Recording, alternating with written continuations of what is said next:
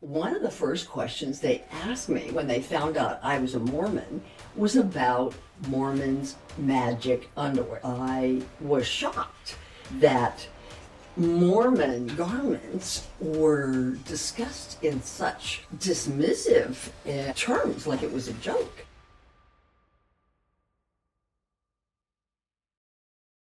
Welcome back to the channel. I'm Lyn Smith Gregory, the great-great-grandniece of Joseph Smith, the first prophet and founder of the Mormon Church.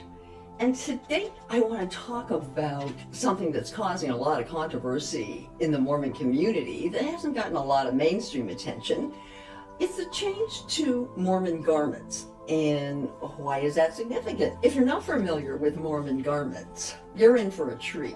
I'm going to break it down for you, and we're going to talk about why this is creating controversy among members and why it's significant even to those of us who are outside the Mormon Church now. I remember when I went away to a non-Mormon university for school and I met non-Mormons for the first time. One of the first questions they asked me when they found out I was a Mormon was about Mormons Magic underwear. I was shocked that Mormon garments were discussed in such dismissive terms, like it was a joke.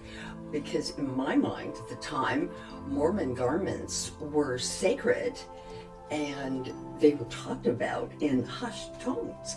After all, you don't get Mormon garments. You can't go into a store and buy them.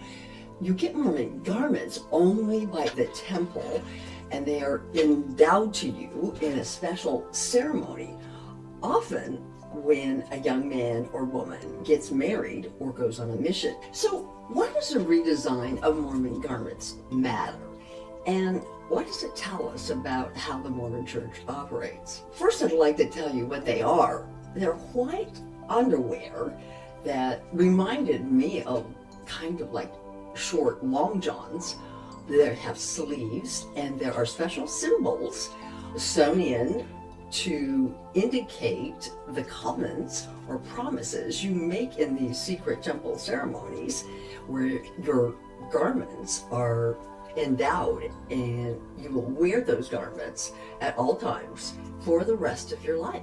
And of course, they're not called magic underwear.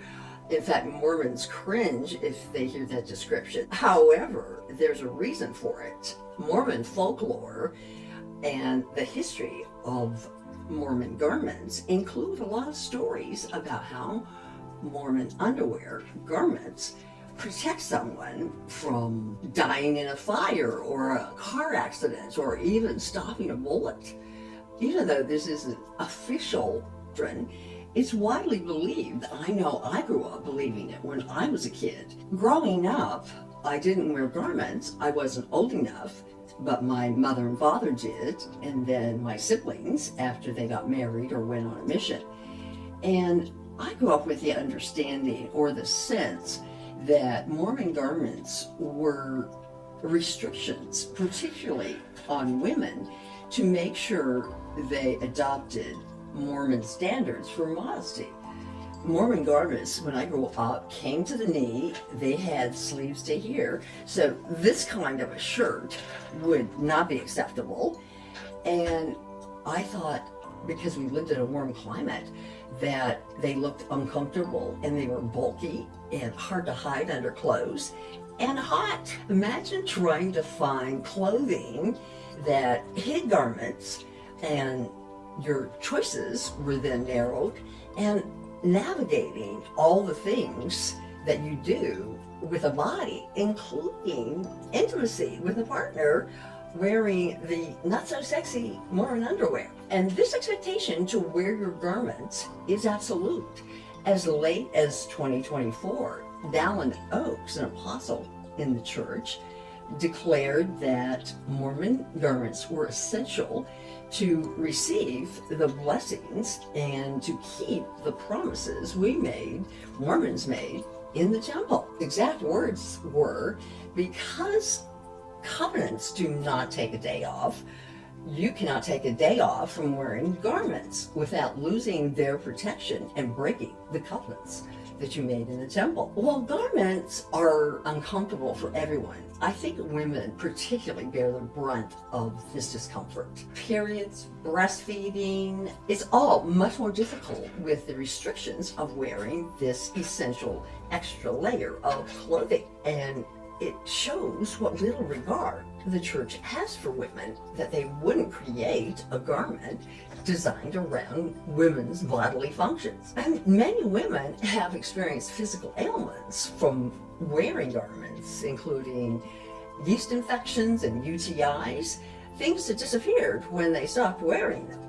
However, the church has a tendency to gaslight any complaints that there's physical discomfort. I remember my sister sharing that her sister in her ward suggested that the physical complaints that she felt like the garments were creating for her was really an indication that she wasn't truly faithful and a committed member of the church. Beyond the physical discomfort, there's the psychological impact. Every clothing purchase becomes a spiritual test. Is this modest enough? Will people tell that I'm wearing or not wearing my garments if I wear this? And it's a constant source of anxiety. Why? So in 2024, the Mormon Church authorities came out with a revised garment. And now we have tank top garments. So you Mormon women and men can wear sleeveless attire. I know Mormons think this is a big deal, but in my mind, it's way too little and way too late, and really does nothing to address the fundamental question that wearing garments brings up. Church spokesman Doug Anderson framed the change in the garments as a decision by the church to bless its members, particularly in warmer climates, with comfortable garment attire.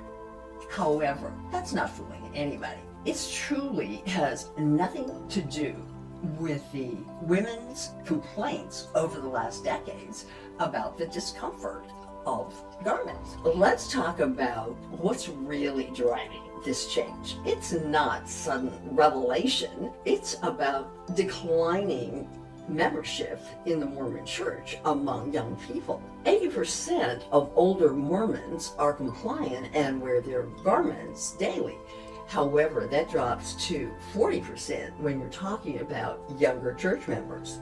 So the church is trying desperately not to lose more members, especially the younger generation who are leaving the church in droves. And we'll talk about those reasons in another episode, because I think that's a topic that is really worth exploring. Just months before announcing the sleeveless garments, the church updated the temple recommendation process to include the statement that wearing or not wearing garments was not to be left to an individual's personal choice or discretion, but was a requirement to be worthy of entering the temple to perform sacred rituals and ceremonies, such as attending a sibling's wedding or anything else to enhance their spiritual journey. And I think this perfectly captures the church's ongoing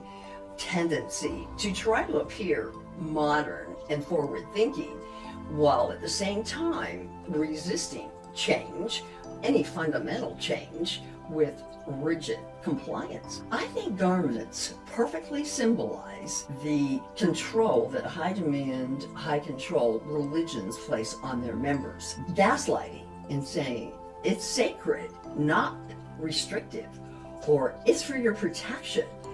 For current members trapped in this system, I hope the changes bring you some comfort and relief.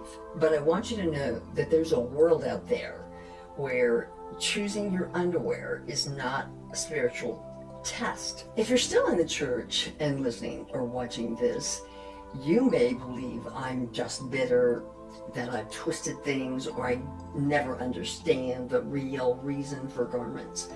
But that's simply not true. I did believe I believed in the Mormon Church with my whole heart and defended all of its practices, including wearing garments. But one day I asked myself the question, would any of this make sense if it wasn't my religion? And the answer to that was no. And maybe that's a question you could ask yourself. If you found this video helpful, please like and comment below. Subscribe to my channel and let me know what your experiences have been like in or out of the Mormon Church, or your thoughts on the topic.